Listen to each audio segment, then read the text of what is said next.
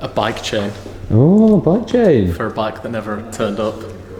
Right. So don't ask, it's a touchy subject.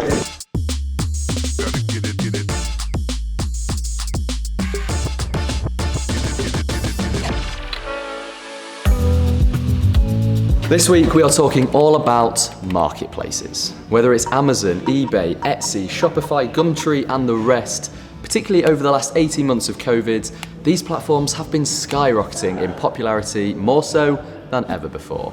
We all use them every single day. Many of us may even sell on them too. But what are the key factors for driving optimum performance on these booming platforms? And how can marketplace retailers ensure that their listings are perfectly set up so that their products fly off the virtual shelves? You know the drill by now, let's go and find out. But before we do, why don't you make sure to hit subscribe if you're not already? It really would mean a lot to us, and I think you're gonna love what's coming up over the next few weeks and months. Without further ado, let's get into it. Harry Briers.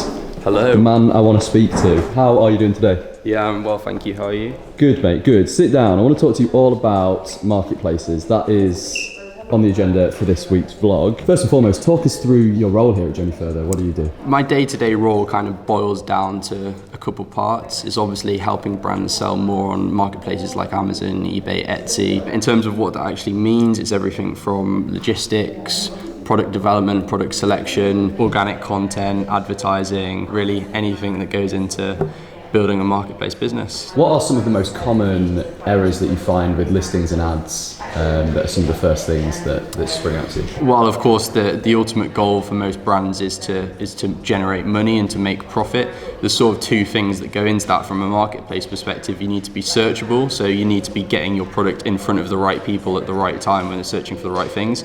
But you also need to be convertible. You need to make someone want to buy your product, and I think that's the part that a lot of brands fall down on. You need to really view your product from the eyes of a consumer and think, do I have the information here that makes me want to buy the product? The sort of searchable part is very easy for us. You know, we can throw a lot of marketing dollars behind it and very quickly get in front of the right people. But the convertible part is where we really need to focus our efforts. And so you really need to be thinking about how are you conveying your selling points and the benefits of your product in the right way. Yusuf, you don't look very busy, so I'm going to ask you a question. Please, What was the last thing that you bought off Amazon? I bought a tower fan for my flat because it's an absolute heat trap. It's actually nail varnish that I've got on. This one that you got on? Let's have a look. Take a peek, did it myself. Of Amazon. Oh my god, it was my headphones. Nice. Very work appropriate. Blistex lip salve because I couldn't be bothered to go to Boots. A bike chain Oh, bike chain. for a bike that never turned up. Right. So don't ask, it's a touchy subject. It is a beautiful day, Chris, so I thought we'd have a little stroll. Yeah. I want to pick your brains about all things marketplaces. Talk me first and foremost through your experience, because I know you've been in the game for quite a few years now. Yeah, so coming up to 11 years now. Probably one of the biggest changes is that, like, I think a lot of companies now are seeing the importance between having like a multi-channel offering, so not just having their own website or just having eBay, it's kind of having a whole plethora of different markets really. And our kind of proposition, we kind of split most of our clients into like three categories. So they're either ready to launch, they're ready to build, or they're ready to scale or grow. We kind of break it down into its small sections. We have like merchandising, marketing, metrics, shipping, automation, just loads of different aspects. And then once we've broken it down into all the different parts, then we can kind of start building a strategy, and these are the points we need to hit to get to the end goal really. Dan, it's a lovely Friday afternoon. You've got yourself a beer. Have. Happy days. The weekend is almost upon us. What is your opinions on the news that came out this week that Etsy are acquiring Depop for the low price of just shy of 1.7 billion? Yes, no small change, is it really? Not really. It's pretty interesting. I think what I find exciting is it's another step in how we were talking the other day about one of the big things on our roadmap this year was around setting up like an e-commerce hit squad, effectively, because e-commerce is no longer just a website and a bit of Google Shopping and maybe some paid social. The democratization of e-commerce has been happening for a number of years. Etsy is a good example of that, where you can sell your own stuff on a platform, they give you the platform. But that you look at something like Shopify as an example, where anyone can spin up a website. Like Sandra in our own PPC team has spun up her own website during lockdown, and it's a very professional looking website, and she does well selling stuff on there, and she uses social to drive it. So all of a sudden anyone can get access to this.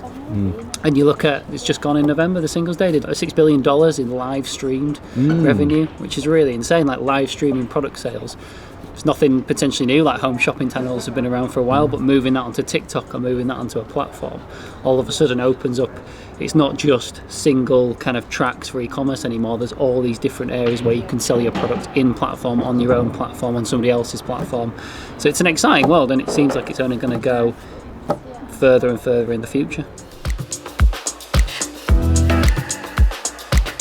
When you are kind of looking more deeply into an account, how do you go about finding those errors and those like touch points to change? Yeah, there's a lot of third-party tools and internal tools that we'd use when auditing accounts. A lot of the accounts that we audit anyway aren't necessarily doing advertising right on Amazon. They rely very heavily on Amazon's auto campaigns that don't necessarily have your best interest at heart. They spend a lot of money on terms that never convert, that us as humans could look at that search term and say, that's just not relevant for our customer. And so yeah, we use a mixture of third-party tools for more broader market research, and then a lot of internal tools that we built to help with speeding up the sort of day-to-day account management. And I know one of the tools is, as you mentioned there, looking at wasted spend, and I believe that's free for people to use and that's available to people. Yeah, so we released it for free. It's not an overly complicated tool. It's literally as simple as download your advertising data from Amazon, plug it into our spreadsheet.